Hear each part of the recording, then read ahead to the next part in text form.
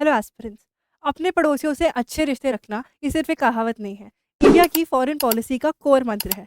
आज हम बात करेंगे इंडिया की नेबरहुड फर्स्ट पॉलिसी की। ये पॉलिसी इस बिलीफ के साथ शुरू की गई थी कि एक स्टेबल और प्रॉस्पेरस नेबरहुड इंडिया की अपनी प्रगति के लिए भी ज़रूरी है।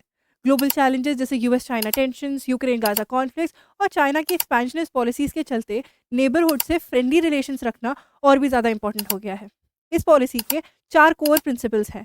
पहला है सिक्योरिटी, जिसमें बॉर्डर प्रोटेक्शन शामिल है। इकोनॉमिक कोऑपरेशन यानी ट्रेड और इन्वेस्टमेंट को बढ़ाना। तीसरा है कनेक्टिविटी, जैसे इंफ्रास्ट्रक्चर और डिजिटल लिंकेजेस। और कल्चरल टाइज, जैसे पीपल टू पीपल एक्सचेंजेस मजबूत करना। रीसेंट सक्सेसेस में मॉलडीव्स रीसेट एक बड़ा एग्जाम्पल है।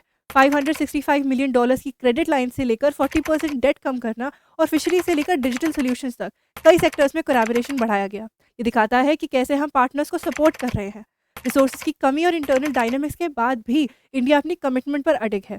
फ्यूचर में नेपाल, बांग्लादेश और श्रीलंका के साथ कोऑपरेशन और सार्क जैसे रीजनल ऑर्गेनाइजेशंस को रीवाइटलाइज करना टॉप प्रायोरिटी है।